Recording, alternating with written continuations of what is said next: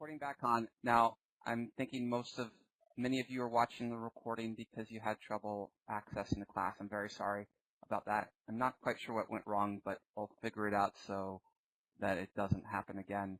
I hope you enjoy the recording. And if you have questions or thoughts about what you've read, do email me.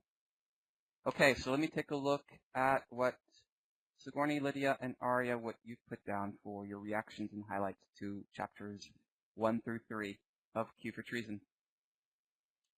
I'm enjoying this book so far. I like the adventure. Yeah, it's immediately adventurous. Sneaking out in the middle of the night, almost getting captured. I had to reread a couple parts, but still enjoying it. Yeah, you know what? There are a couple parts that are kind of confusing. And I'm wondering do you know why you had to reread? What was confusing about it?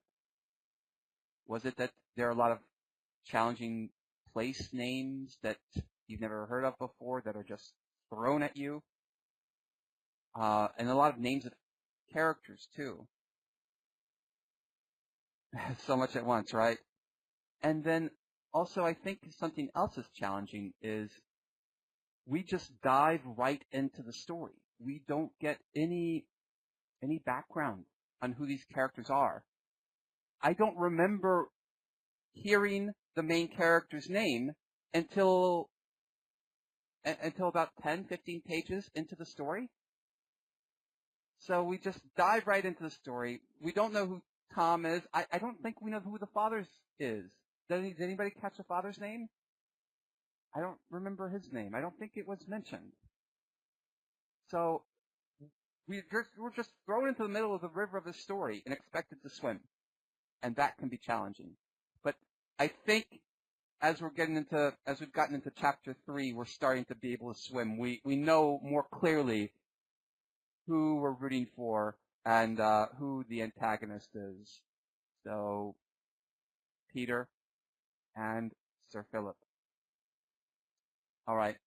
And then over here, I left you in suspense. You know what? I'm thinking that we might be left a lot in suspense of this story by how much action and how much pursuit and danger there is around every corner. Yeah, literally around every corner. Here comes Sir Philip Morton and a constable around the corner into the theater. Okay, it must be hard to tear down a brick wall. Yeah, I'm guessing it is, and they did it. Well, there were a lot of strong men that were doing it. What was it, 30 or 40? So I think they were able and prepared. And let me keep going here. Peter has to go somewhere else for a few months. Yeah. Just to make sure that things blow over. His mom didn't like that at all, did she? All right, here. I had trouble making out what was happening at first. So this looks like a good reaction. That looks like a good reaction. Yeah, and we talked about maybe why it was confusing. And if you want to add some more about why, I think, yeah, having not quite sure what is going on at first was what was confusing. Here's another reaction rather than highlight. So this one would go up here as well. I was a bit rusty in knowing different places, but I'm good now. A lot of places. And you know what? I don't know those places. Penrith? Cumberland? I know there's somewhere in England. I can tell Penrith is a town. Cumberland is the region. The Greta, I think that's supposed to be a stream.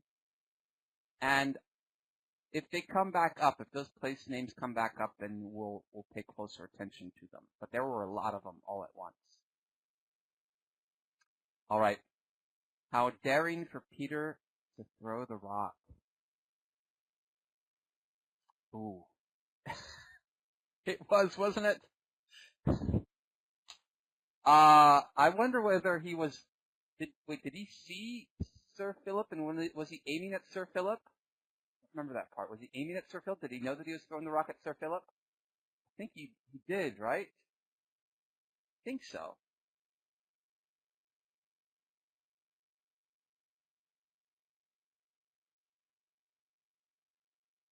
I want to go back and double check because I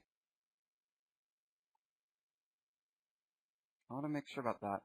So, it was everyone for himself. Luckily for me, there were plenty of rocks heaped about the steep hillside above the road, and once among these I should be safe. I skipped into the shelter just before the cavalcade reached me. Then I was tempted by some devil I couldn't resist. I turned round with a piece of rock in my fist and shied it straight at Sir Philip. Oh. So I think he did intend to, he did see Sir Philip and threw it straight at him. So, but it seems like it was impulsive. He is. I guess that reminds me of Tarn a little bit. Philip does not sound nice. All right, I'm curious about this. This is a little bit more of a reaction to Philip, and I'm curious if there's something specific that Philip did that made you think, he doesn't sound nice.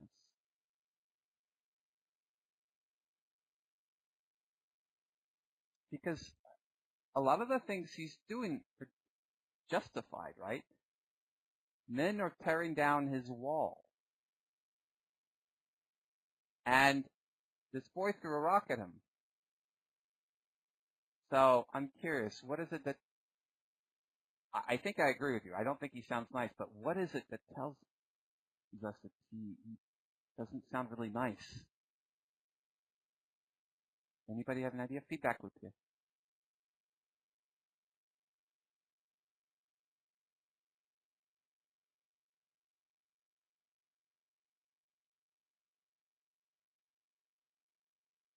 Sigourney, I think that's a good one. He took over the land. And even though he said he had some kind of legal right, he waved some documents in Latin in front of the farmers, I think he knew that they would not challenge him in court.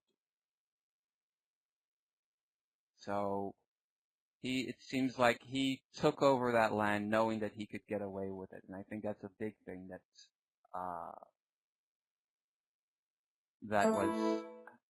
not so nice. Also, he's doing a lot to try to find this boy for throwing a rock at him, which is kind of mean, but I guess there's a point to it as well, because if he finds the boy, who else is he going to find?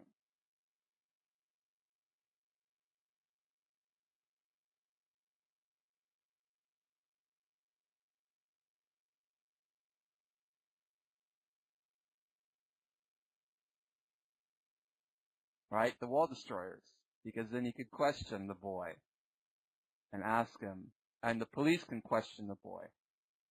Yep. All right. Let's see. Philip came to the theater. And that was pretty dramatic when they wouldn't let him into into the actors' room in the back while they were getting dressed, and Peter hides in that chest. Okay. So Philip even checked the theater, and wow, was that unlucky for Peter. Peter was the only person to be tracked, and he did the least. Yeah, that's true. Okay. I'm going to pause the recording here for just a moment. I'm going to check my email to see. It looks like a lot of people are having trouble. And then we're going to do the challenge questions. Okay. I see yum in the chat. Were you guys talking about food? Donuts, pancakes? I haven't had breakfast yet. And it's noon, so I need to have lunch. Don't talk about donuts. That can't be a good lunch. Oh, you know what Peter was eating that I really liked? Mutton. That sounded delicious. Some greasy mutton. All right. That's funny. They serve mutton at the theater. Okay, so I've got 3 main challenge questions for you. And I do have a quote up there. You guys see the quote?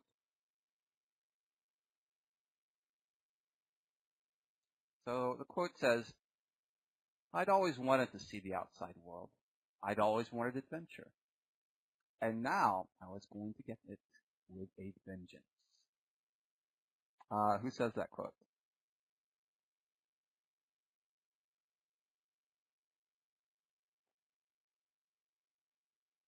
Yeah. So there are many different ways you can tell that this is Peter. One is from the quote itself, and he's saying he's going to have lots of adventure because that's what's happening in the story. He's leaving home, having to run away from home, run away from danger, and go into the wide world, and he's going to get adventure. But there's another way that you can tell that this is Peter. And almost any quote, you'll be able to tell that this is Peter. Anybody want to take a guess as to why? Because it has a one-letter word in it that will always tell us that this is Peter in this story.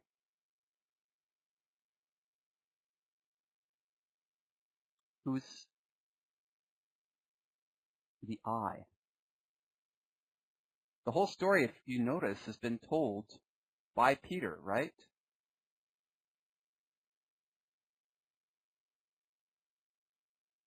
If you remember in the Secret Garden,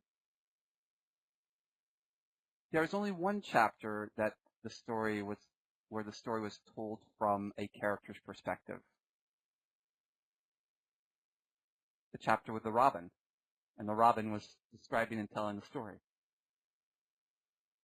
Here, it seems like the story is being told by Peter. All right, so definitely looking forward to adventure. Now, I've got a few names here. Peter, we know him. Oh, by the way, how old is Peter? Did we get a sense of how old he was?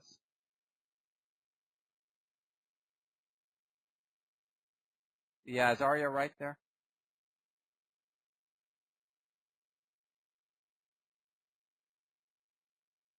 Yeah. Yeah, Sigourney, go ahead.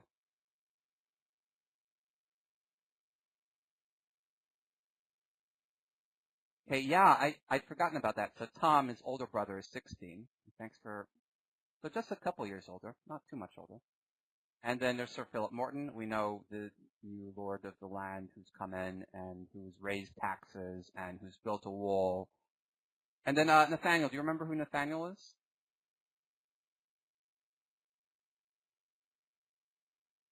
Yeah, Sigourney. Yeah, yeah, yeah, that pony.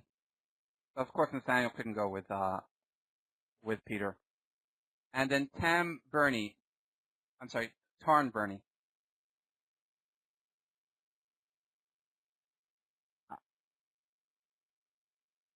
I don't think he played a big part, but you might remember him. Yeah, Peter's friend, that old man. I think he's an old man in Penrith, who tapped him on the shoulder, my favorite line that he said was, he was almost happy that Peter threw the rock at him, because he says there would be a lot of people who would dance on Sir Philip's grave.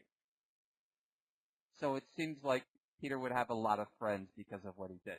And that seems like why Tarn is helping him out, telling him, don't go to Scotland, because that's where they're waiting for him. Okay, right, so I've got three questions here, and here's the first one. The wall. Why were Peter's father and other farmers, sneaking out in the middle of the night? I think we have a pretty good grasp of this, but I'd like to hear your words for this answer. Who'd like to raise their hand to share their answer? Go ahead, Arya.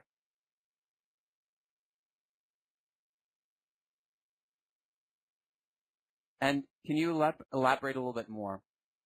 Is it just because they don't like walls? Is it because they think that they are ugly in the countryside? Or They why? Philip took over some of their land. Sir Philip took over some of their land, did not ask them, built a wall so that they could not have access to the land anymore. And because the farmers don't trust the courts and think that they would lose to a powerful person in a trial, they decide they're going to tear down the wall instead of going to court.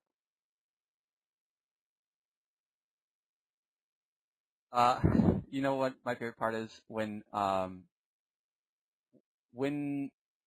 the next day, when there's somebody trying to figure out who destroyed the wall, do you remember what they are going to say? Who is the person that's responsible?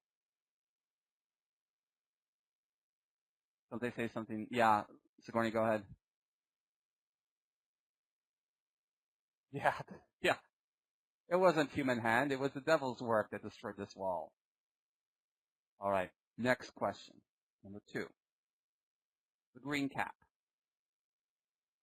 Why must Peter leave Cumberland with all haste? What would happen if he were caught? I want to see some hands here. What would happen if he were caught?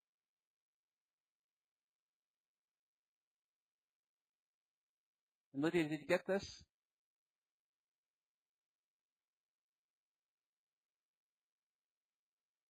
Arya, what do you remember? Go ahead.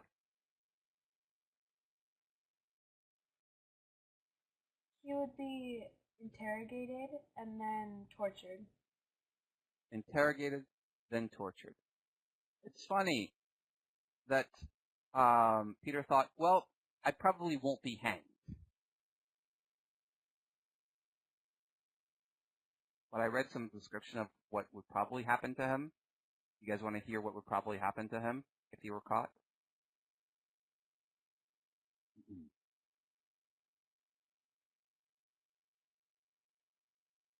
I didn't know what the exact penalty was for throwing a rock at a man, but as the man was one of the leading gentlemen in the district, I could imagine it would be something heavy.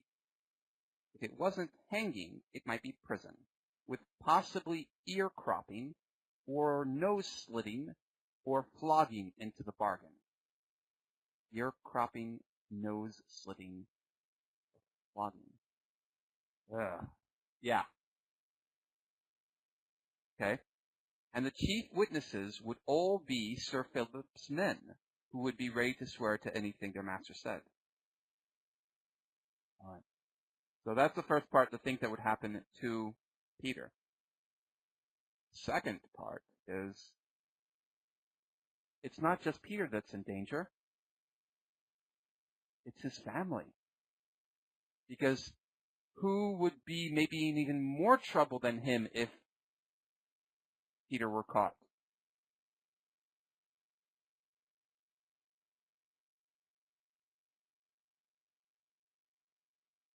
Right, his father. His father and his brother and the lives of 30 or 40 other farmers in the area. Because if you're caught, Peter says he would probably be talked under torture. I wouldn't blame him. But the lives of his family are in his hands now. And so his mom doesn't want to see him go, but his dad says he needs to leave. It's the best. For not just him, but for the family. All right, last question I have. What kind of boy is Peter? I saw something before. Daring is one, right? Daring is one word. What words would you use to describe Peter? Daring, adventurous, impetuous. Yeah.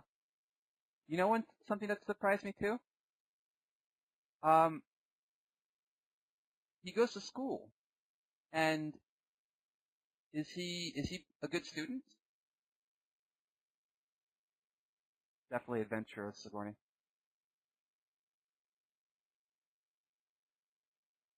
So here's something that's interesting. Yeah, might seem like a normal boy, but there's something that caught my attention that made it seem like he was maybe more educated than most normal boys.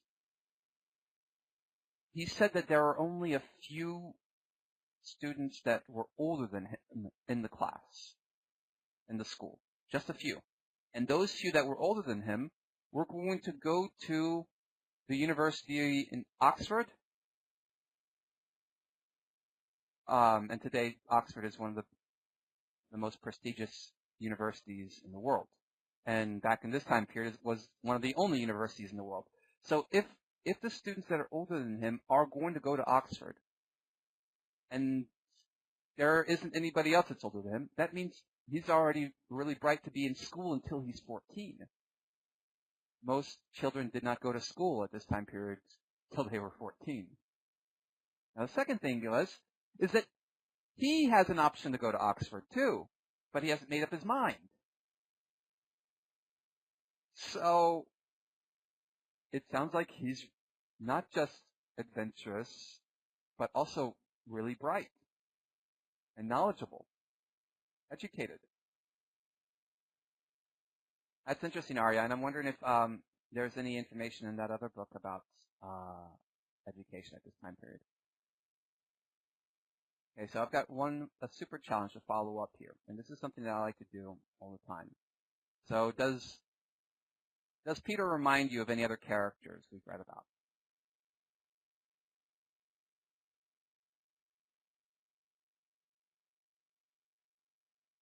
Arya, you're saying Taran?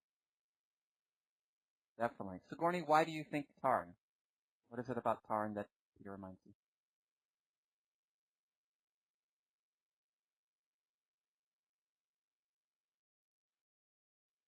He's more daring, and he doesn't really think as much in the beginning, but it'll probably change. That's interesting, and that's intriguing that you're thinking about how he might change as well, just like Taran changed over time. Mm-hmm. And Lydia, you're thinking Brian, and Arya, you're thinking Brian. So, Lydia, why are you thinking Brian? What is it that makes you think of Brian? Well, Peter has to go and live on his own. Basically, he has to go and kind of run away and live on his own. And Brian had to live on his own, although he didn't run away, but he had to also live on his own. So and I guess Brian, I don't know. Go ahead, Lydia. Go ahead, finish your thought. I want to hear the rest of it. Well, Brian's situation was more serious because he was actually in the woods and there were wild animals, but still Peter has to go and kind of live on his own with not very much money. Yeah, without much at all. That's right. So I'm glad you described that. Use the word situation to describe the similarity between Brian and Peter. That they are on their own and basically no money, basically no food, and they've got to survive. Mm-hmm. And where there might be bears for Brian, there's Sir Philip for Peter. Now, Arya, was there something else that you were thinking of with Brian, a similarity between Brian and Peter? They're both quite adventurous and are very I forget what it's called, but they use their surroundings wisely. Use their surroundings wisely. Oh, resourceful? Yeah. Okay, I think I can see that. Now, think of Claudia and Jamie. Who do you think Peter is more like, Claudia or Jamie?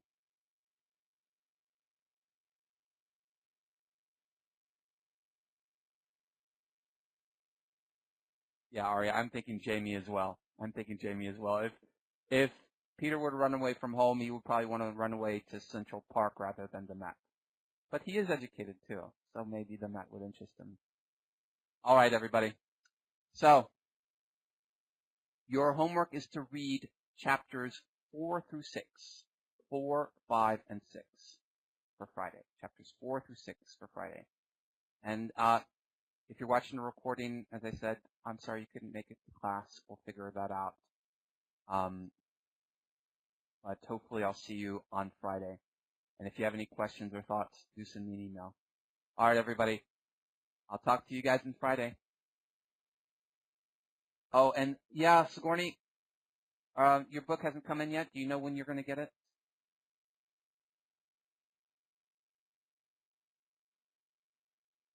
Okay.